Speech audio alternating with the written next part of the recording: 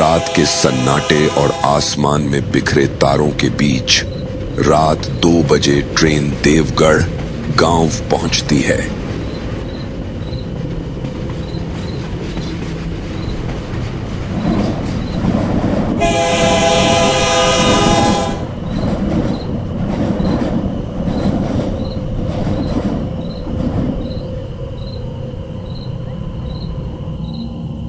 देवगढ़ जैसलमेर के पास स्थित एक छोटा सा गांव है जहां की आबादी अब नगण्य है।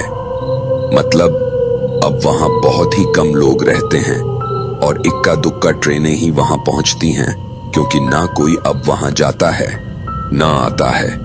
हाँ, कभी कभार कुछ लोग गांव देखने पहुंच जाते हैं। उड़ती रेत और तपती धूप के बावजूद यहाँ की रातें बहुत ठंडी होती हैं, क्योंकि रेत जितनी तेजी से गर्म होती है उतनी ही तेजी से ठंडी भी हो जाती है। रात के 2 बजे प्रभाकर जी उस गांव में पहुंचे थे। उन्हें पुरातत्व विभाग की ओर से उस गांव में भेजा गया था। इस गांव को भूतों का गांव भी कहा जाता था। प्रभाकर जी ने स्टेशन से बाहर निकलना उचित नहीं समझा, इसलिए वह स्टेशन पर ही रुक गए। लेकिन रात के अंधकार में वह स्टेशन भी भयावह लग रहा था।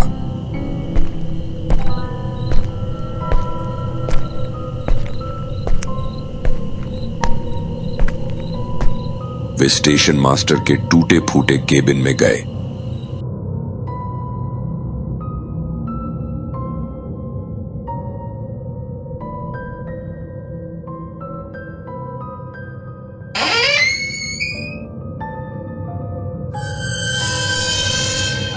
स्टेशन मास्टर उन्हें देखकर डर गया और घबराते हुए बोला, आप कौन हैं?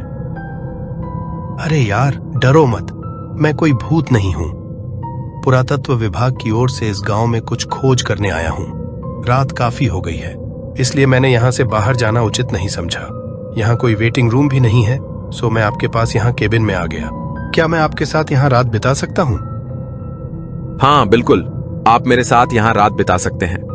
प्रभाकर जी ने अपना सामान नीचे रखा और टूटी कुर्सी पर बैठ गए। स्टेशन मास्टर मन ही मन सोच रहा था, कितने दिनों बाद वह किसी को आधी रात में अपने साथ यहां स्टेशन पर देख रहा है। वरना तो रात में बस यहां मेरे साथ भगवान हनुमान और यहां का वह सफाई कर्मी होते हैं। सफाई कर्मी भी भला आदमी है जो मेरी मजबूरी समझता है और रात में मेरे साथ यहां रुक जाता है। स्टेशन मास्टर का घर पास ही था, जहां उसकी पत्नी और बूढ़ी मां रहती थीं। प्रभाकर जी ने उससे पूछा, आपको यहाँ ऐसे अकेले डर नहीं लगता? वरना लोग तो यहाँ आने से भी कतराते हैं। डर तो लगता है साहब, पर पापी पेट का सवाल है। साहबकारी नौकरी है, कैसे छोड़ दूं? वैसे क्या आपने कभी कोई भूत देखा है? नहीं साहब, वैसे मैं यहाँ 3 महीने से हूँ। मैंने कभी कोई भूत नहीं देखा। मैं डर डर कर नौकरी करता हूँ और हनुमान चालीसा का पाठ करता रहता हूँ। इस गांव को भूतों का गांव क्यों कहा जाता है, क्या आप जानते हैं? साहब, ज्यादा तो नहीं जानता, लेकिन यहाँ एक कथा प्रचलित है। कहा जाता है कि देवगढ़ गांव रातों रात वीरान हो गया था। करीब 200 साल पहले यह गांव खंडहर और वीरान नहीं था। देवगढ़ रियासत के दीवान जालिम सिंह की बुरी नजर गांव के मंदिर के पुजारी की बेटी पर पड़ गई। उसने उस लड़की को अपनी जिद बना लिया। गांव की चौपाल पर ब्राह्मणों की बैठक हुई और उन्होंने रियासत छोड़ने का फैसला लिया। अगली शाम देवगढ़ वीरान हो गया और कहते हैं कि गांव छोड़ते वक्त ब्राह्मणों ने इस जगह को श्राप दिया था। तब से यह गांव रूहानी ताकतों के कब्जे में है। अच्छा, तो ये कहानी है इस गांव की? जी, मैंने यही कहानी सुनी है यहाँ के लोगों से। सुबह 6 बजे प्रभाकर जी ने मास्टर जी से विदा ली। अच्छा मास्टर जी, अब मैं चलता हूँ। पहले उस काम को निपटा लूं जिसके लिए आया हूँ। आप रुकेंगे कहाँ? वहीं पुरातत्व विभाग का छोटा सा ऑफिस है, वहीं। फिर ठीक है। मैंने सोचा था अगर आपके पास कोई जगह नहीं होगी रुकने की तो आप मेरे यहाँ रुक सकते हैं। आपने ऐसा सोचा? आप सचमुच में बहुत अच्छे हैं मास्टर जी। वरना आज के जमाने में कोई किसी अजनबी को अपने यहाँ रुकने नहीं कहता। आपका तहे दिल से शुक्रिया। इसमें शुक्रिया की कोई बात नहीं है। आप हमारे मेहमान हैं और मेहमान हमारे यहाँ भगवान स्वरूप होता है। प्रभाकर जी केबिन से निकलने के बाद प्लेटफॉर्म पर पहुंचे।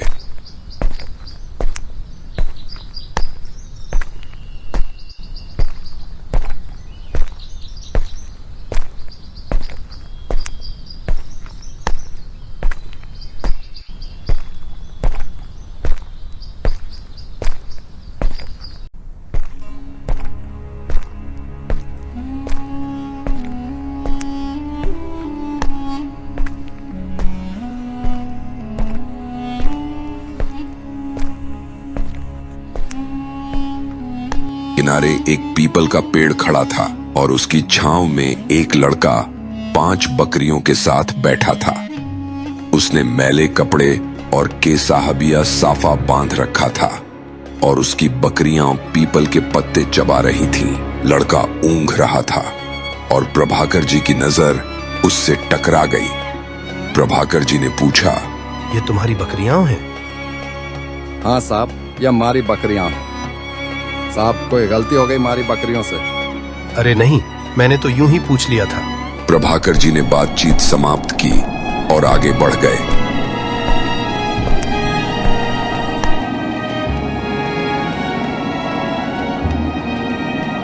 लेकिन जब कुछ दूर जाकर उन्होंने पीछे मुड़कर देखा तो उनके होश उड़ गए। वहां न तो वह लड़का था न उसकी बकरियां। पीपल का पेड़ भी सुनसान और खाली था। प्रभाकर जी के पसीने छूट गए और उन्होंने अपने कदम तेजी से बढ़ा दिए। उन्होंने देखा कि सड़क के दूसरी ओर एक लड़की और एक अधेड़ उम्र का आदमी खड़े थे। प्रभाकर जी ने वहां से निकल जाना ही उचित समझा और अपने ऑफिस की ओर बढ़ गए। कुछ कदम चलने के बाद जब उन्होंने फिर पीछे मुड़कर देखा तो लड़की मुस्कुरा रही थी। यह देखकर उनका डर थोड़ा कम हुआ क्योंकि लड़की की मुस्कान उन्हें प्यारी लगी। प्रभाकर जी ने सोचा कि शायद कुछ अजीब था, लेकिन उस मुस्कान ने उनका डर कुछ हद तक कम कर दिया। लेकिन जब उन्होंने कुछ कदम और चलकर फिर से पीछे मुड़कर देखा तो वहां कोई भी नहीं था।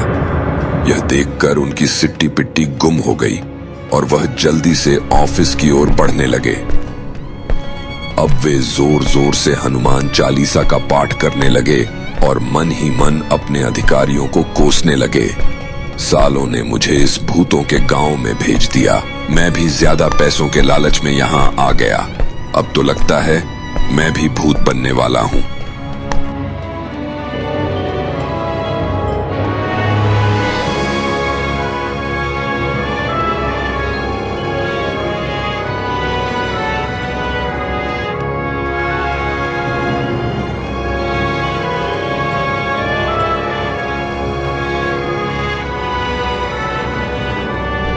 जैसे तैसे हनुमान चालीसा का पाठ करते हुए प्रभाकर जी पुरातत्व विभाग के ऑफिस पहुंचे।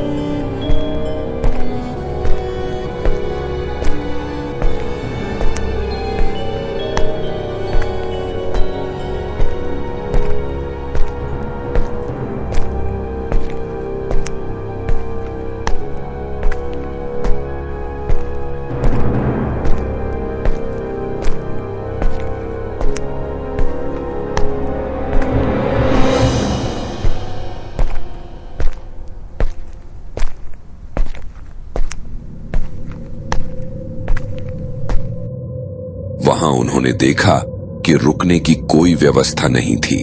उल्टा उनके पहुंचते ही एक एड्रेस के साथ नक्शा थमा दिया गया। वहां बैठे बूढ़े आदमी ने उनसे कहा, आपको यहाँ इस जगह पर जाना है। अब प्रभाकर जी को वह बूढ़ा भी कोई भूत ही नजर आ रहा था। उनकी जान अब हलक में अटकी थी। उन्हें समझ नहीं आ रहा था कि अब क्या करें। वे यह सब सोच ही रहे थे कि एक नौजवान ने आकर उनसे कहा, मैं यहाँ का इंचार्ज हूँ, आपको मेरे साथ इस एड्रेस पर चलना है। प्रभाकर जी अब इतने डरे हुए थे कि उन्होंने उसे ऐसे देखा जैसे वह कोई भूत हो। उन्होंने उसके पैरों की तरफ देखा, फिर उसकी उंगलियों की तरफ देखा और फिर 4 कदम चलकर पीछे मुड़कर उसकी तरफ देखा। या आप क्या कर रहे हैं साहब? आप किसी भूत से मिलकर तो नहीं आ रहे हैं? यही समझ लीजिए साहब जी। सुबह से यहाँ भूतों से ही मिल रहा हूँ और बातें कर रहा हूँ, फिर भी जिंदा हूँ। यह बोलकर प्रभाकर जी एक कुर्सी पर धम से बैठ गए। प्रभाकर जी कुर्सी पर बैठकर एक गहरी सांस लेते हैं और नौजवान से कहते हैं, देखिए साहब जी, अभी मेरी हालत बहुत खराब हो चुकी है। स्टेशन से पैदल चलकर यहाँ आ रहा हूँ। सुबह से ना कुछ खाया है ना कुछ पिया है। नहाना तो छोड़िए, फ्रेश भी नहीं हुआ हूँ। बस सुबह से भूतों से मेरी मुलाकात हो रही है। साहब, मेरा नाम विकास यादव है। कृपया मुझे विकास ही कहें, साहब ना कहें। आप मुझसे ओहदे और उम्र दोनों में बड़े हैं। और साहब, यह गांव तो सच में भूतों का बसेरा है। इसी डर के मारे कोई इधर आने की हिम्मत नहीं करता। आप कैसे आ गए यहाँ, यह तो समझ से परे है। और देखिए, सही सलामत ऑफिस भी पहुंच गए। मैं तो यहाँ का स्थायी बाशिंदा हूँ। इन भूतों से बचने के लिए मैंने कमर पर कई ताबीज और धागे बांध रखे हैं। लेकिन यहाँ के भूतों की खास बात यह है कि ये सिर्फ बाहर से आने वालों को ही नजर आते हैं। गांव के लोगों को तो ना ये दिखते हैं, ना तंग करते हैं और ना ही कोई नुकसान पहुंचाते हैं। प्रभाकर जी ये सुनकर और भी भयभीत हो गए। उन्होंने विकास से कहा, अब मैं आज रात की ही गाड़ी से वापस चला जाऊंगा। मुझे यहाँ नहीं रुकना। नौकरी जाए तो जाए, जिंदा रहूंगा तो 1000 नौकरियां मिल जाएंगी। जैसा आपको उचित लगे वैसा कीजिएगा प्रभाकर जी। लेकिन यहाँ तो गाड़ी अब कल सुबह ही आएगी। फिर मेरे साथ चलिए, नहा धोकर फ्रेश हो जाइए। खाना भी मेरे ही घर पर खा लीजिएगा, क्योंकि यहाँ ना कोई होटल है और ना धर्मशाला। और ऑफिस में जो मेहमानों के ठहरने वाला कमरा है वो भी कब का गंदा पड़ा है। कोई मेहमान तो आता नहीं यहाँ, इसलिए सब बंद और बदहाल है। ठीक है। प्रभाकर जी मन ही मन हनुमान चालीसा का पाठ करते हुए विकास के साथ उसके घर चले गए। वहां नहा धोकर फ्रेश हुए और फिर खाना खाया जो विकास की पत्नी ने बनाया था। खाना खत्म होने के बाद विकास ने कहा, साहब, आप अगर यहाँ नहीं आते तो कोई बात नहीं थी, लेकिन अब जब आ ही गए हैं तो मेरी मानिए, उस जगह को एक बार देख ही लीजिए। वहां पहले भी खुदाई में एक बावड़ी मिल चुकी है। यहाँ पर साहब, खुदाई में कभी सिक्के, कभी मूर्तियां और कभी कंकाल निकलते रहते हैं। यहाँ के जानकार कहते हैं कि वहाँ कोई खजाना भी गड़ा हो सकता है। खजाना? हाँ साहब, खजाना। कुछ साल पहले एक जीप में कुछ लोग एक तांत्रिक को लेकर यहाँ आए थे। उन्होंने वहां रात के घनघोर अंधकार में खुदाई की थी, लेकिन गांव के भूतों के भय से वे अधिक दिन टिक नहीं पाए। उनके जाने के बाद कुछ लोगों ने वहां सोने चांदी के सिक्के पाए और यह खबर जंगल की आग की तरह फैल गई। जब यह बात सरकार के कानों तक पहुंची तो उस स्थान पर आम लोगों का जाना प्रतिबंधित कर दिया गया। अब जब गाड़ी कल सुबह ही मिलेगी तो क्यों ना आज उस जगह का मुआयना कर लिया जाए। लेकिन पहले मुझे भी कहीं से कुछ ताबीज वाबीज दिलवा दो भाई, नहीं तो यहाँ के भूत कहीं मुझे भी भूत न बना डालें। जो हुक्म सर जी। फिर वह प्रभाकर जी को गांव के एक तांत्रिक के पास ले गया। तांत्रिक ने प्रभाकर जी की कमर पर मंत्र फूंककर एक साथ 4 ताबीज बांध दिए और कहा, लो सर जी, अब कर दिया इन भूतों का जाप। अब भूत तो क्या, भूतों का बाप भी तेरा कुछ नहीं बिगाड़ सकेगा। प्रभाकर जी मुस्कुराते हुए तांत्रिक को 200 रुपए पकड़ा देते हैं और विकास के साथ उस स्थान के मुआयने के लिए निकल पड़ते हैं। तांत्रिक के यहाँ से निकलने के बाद विकास ने प्रभाकर जी से पूछा, सर 200 रुपये क्यों दिया सर जी? 50 में भी काम हो जाता। भाई, भूतों का सवाल था, वरना ये भूत तो मुझे भी भूत ही बना डालते। वैसे 200 रुपये कोई बड़ी रकम नहीं है। हाँ सर जी, सही कह रहे हो आप। लगभग आधे घंटे बाद दोनों उस जगह पहुंच गए जहां का मुआयना करने के लिए प्रभाकर जी यहां आए थे। वहां की गर्म हवा तेजी से बह रही थी और रेत के टीले सोने जैसी चमक बिखेर रहे थे। चारों ओर खड्डे ही खड्डे थे, जिनमें खेजड़ी के पेड़ किसी सिपाही की तरह खड़े थे, मानो उन खड्डों की पहरेदारी कर रहे हों।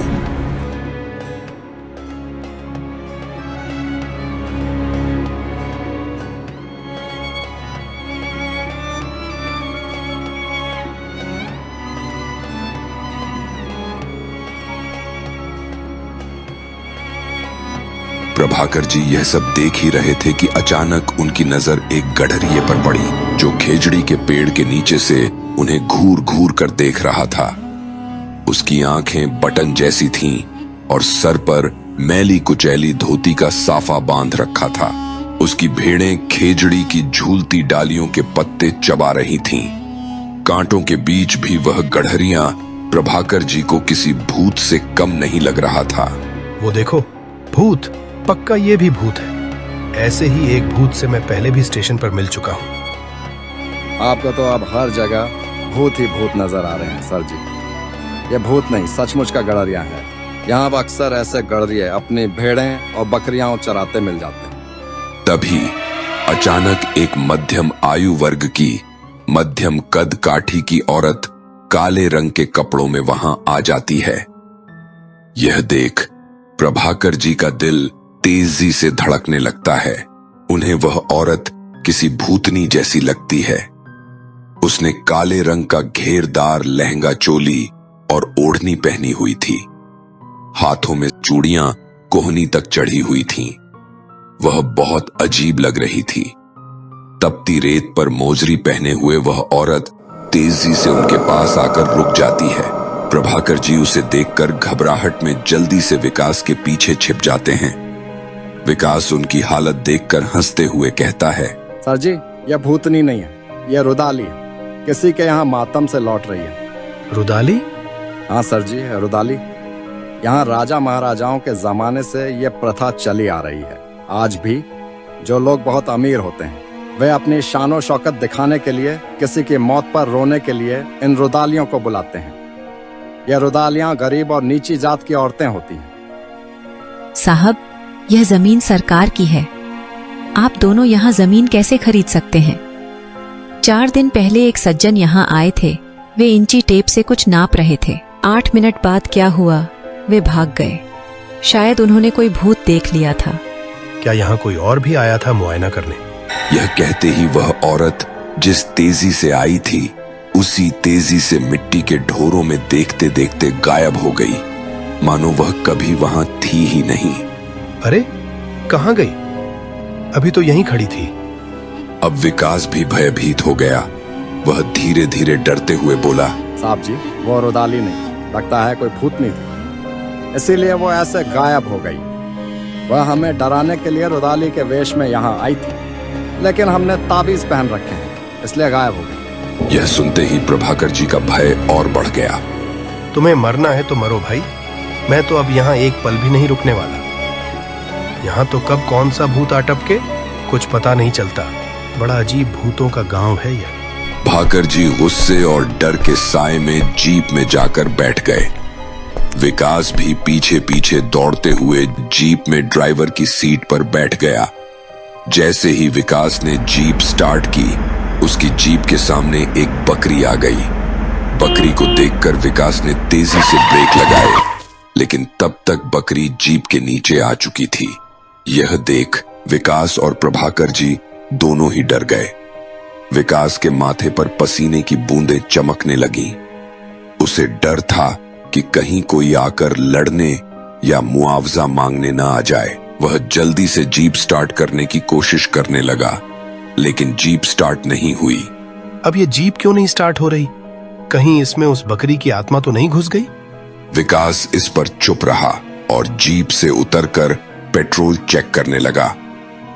उसके मन में डर था कि कहीं कोई आकर बकरी का मालिक न बन जाए, और जो उसने सोचा था वही हुआ।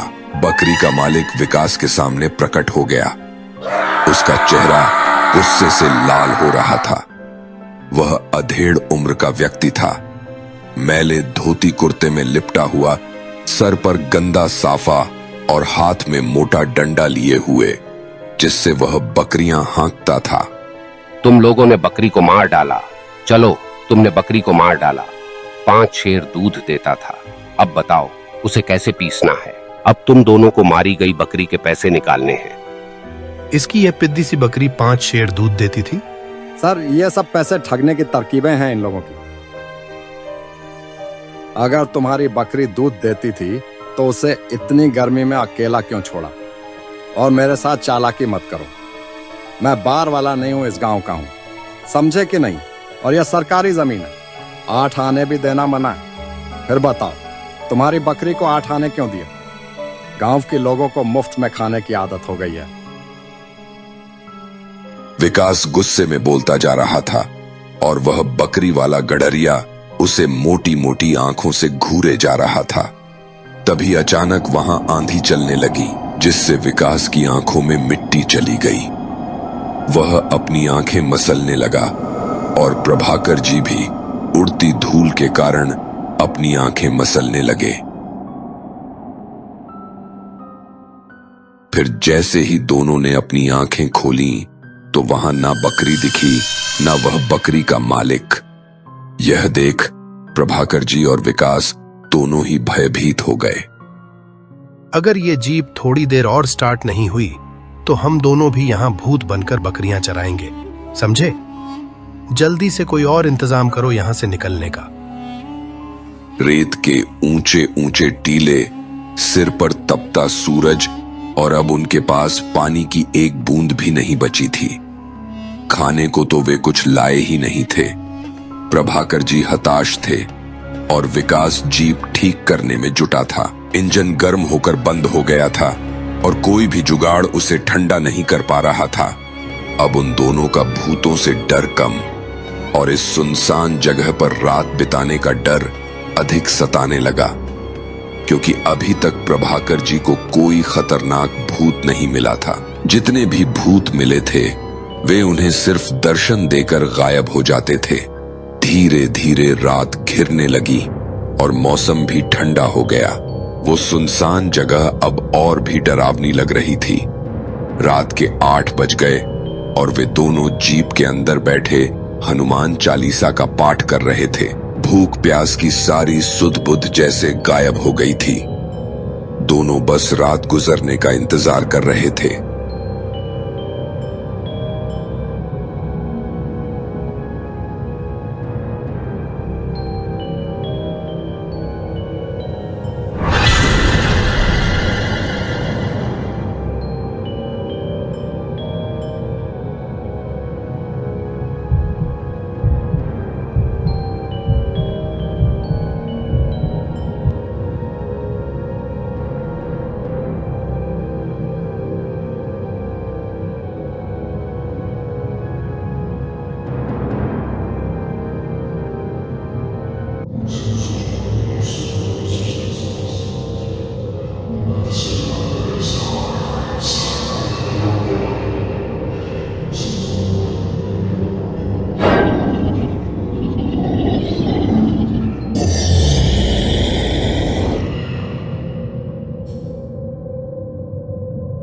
रात के 12 बजे अचानक उन्हें एक ऊंट दिखाई दिया जो उनकी तरफ बढ़ रहा था।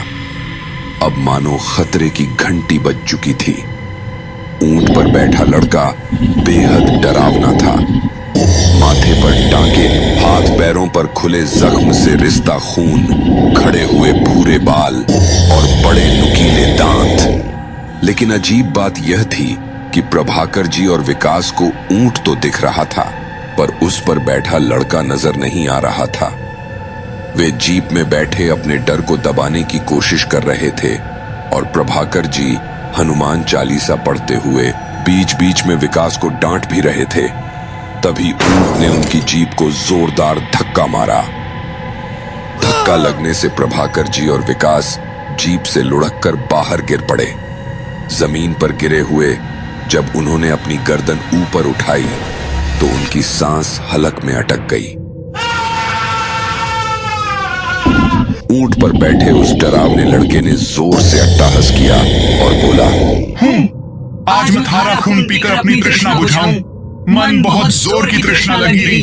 ये कहते ही वह लड़का, जो वास्तव में एक नरभक्षी भूत था, विकास की तरफ बढ़ने लगा। वह भूत रात के अंधेरे में अपने शिकार की तलाश में निकलता था और इस समय उसका अगला शिकार विकास ही था। विकास ने उस नरभक्षी को अपनी तरफ बढ़ते देखा तो जोर जोर से हनुमान चालीसा का पाठ करने लगा, लेकिन भूत पर किसी चीज का कोई असर नहीं हो रहा था।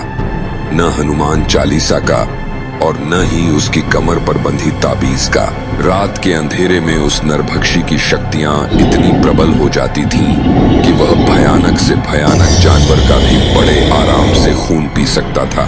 लेकिन सूरज की किरणें निकलते ही उसकी शक्तियां खत्म हो जाती थीं और वह एक सामान्य भूत में बदल जाता था। इसलिए वह रात के अंधेरे में ही शिकार की तलाश में निकलता था। उसने विकास की गर्दन को पकड़कर ऊपर उठा लिया। जोर से हंसते हुए उसने कहा, तुझे भूतों से डर नहीं लगता? क्यों? ताबीज का गट्ठर अपनी कमर पर बांध कर इतराता फिरता है। क्यों? अब बुला अपने उस तांत्रिक को तुझे बचाने के लिए। विकास की गर्दन उस नरभक्षी की पकड़ में इतनी जोर से फंसी थी कि उसकी गर्दन एक तरफ लुढ़क गई। विकास के हाथ पांव फड़फड़ाने के बाद अचानक शांत हो गए।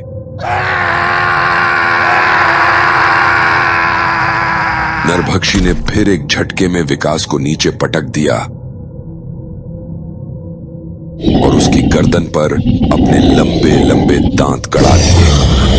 वह विकास का खून पीने लगा और यह दृश्य बेहद भयावह था। जब नरभक्षी ने पूरा खून पी लिया तो उसने विकास का मांस नोच नोच कर खाना शुरू कर दिया। यह सब अपनी आंखों के सामने होता देख प्रभाकर जी चीखते हुए चिल्लाए, बचाओ बचाओ! लेकिन डर और सदमे के कारण वह बेहोश हो गए।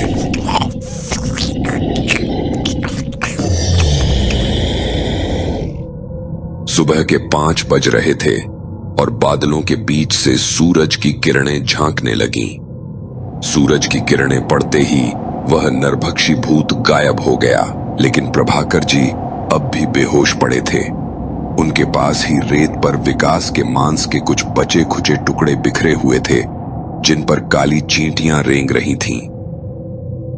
सारी रात बीत जाने के बाद भी जब विकास घर नहीं पहुंचा तो उसकी पत्नी चिंतित होकर पुरातत्व विभाग के ऑफिस पहुंच गई। वहां जाकर उसने पूछताछ की कि विकास अब तक घर क्यों नहीं लौटा। जब ऑफिस के कर्मचारियों को प्रभाकर जी और विकास के लापता होने की खबर मिली तो 2 स्टाफ तुरंत उस स्थान का मुआयना करने निकल पड़े जहां प्रभाकर जी और विकास गए थे। वहां पहुंचने पर दोनों ने देखा कि रेत की उद्यान ने उस इलाके को पूरी तरह धुंधला कर दिया था, जिससे कुछ भी स्पष्ट नजर नहीं आ रहा था। यहीं तो आए थे प्रभाकर जी और विकास, इसी जगह का मुआयना करने, पर यहां तो कोई नहीं दिख रहा है। कहीं वो कहीं और तो नहीं चले गए? कहीं किसी भूत के हत्थे तो नहीं चढ़ गए?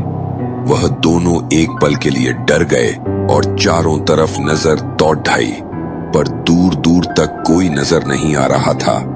तभी उनमें से एक की नजर पड़ी और उसने कहा, वो देख, वो जीप खड़ी है वहां।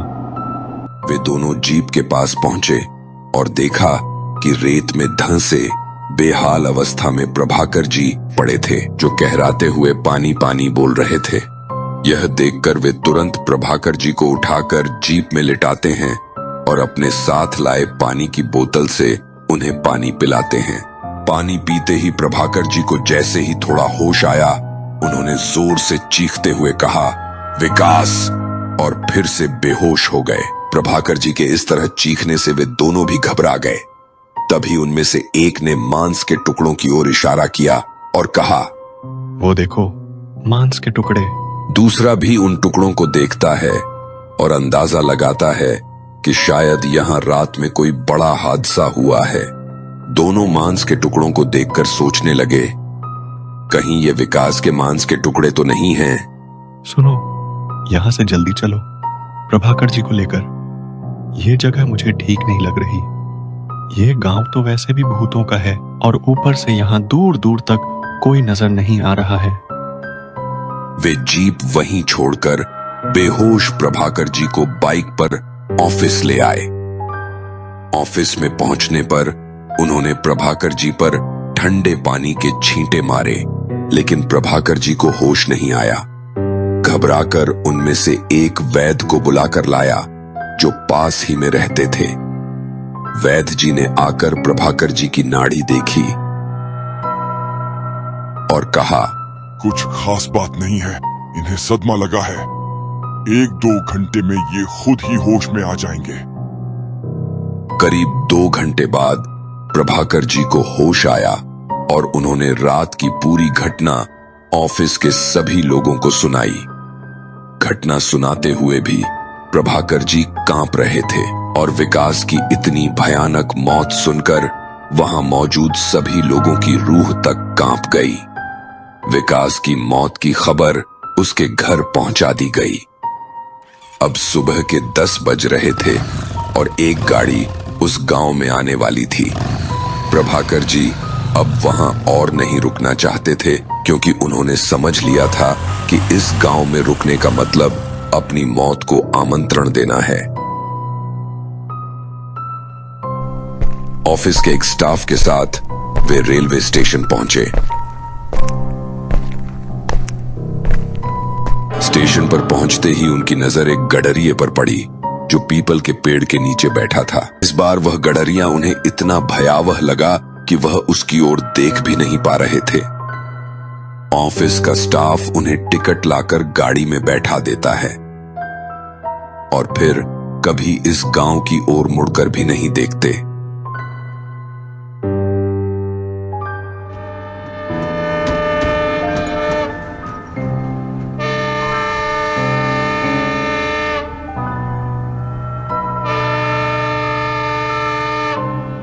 विकास की पत्नी को गुजारा भत्ता दिया गया और सरकार ने इस गांव के लोगों की सुरक्षा के लिहाज से गांव को खाली करवा लिया। अब उस गांव में सिर्फ भूत रहते हैं। ना कोई रेलगाड़ी इस स्टेशन पर रुकती है और ना ही कोई आदमी अब वहां आता है। यह गांव हमेशा के लिए भूतों को समर्पित हो चुका है।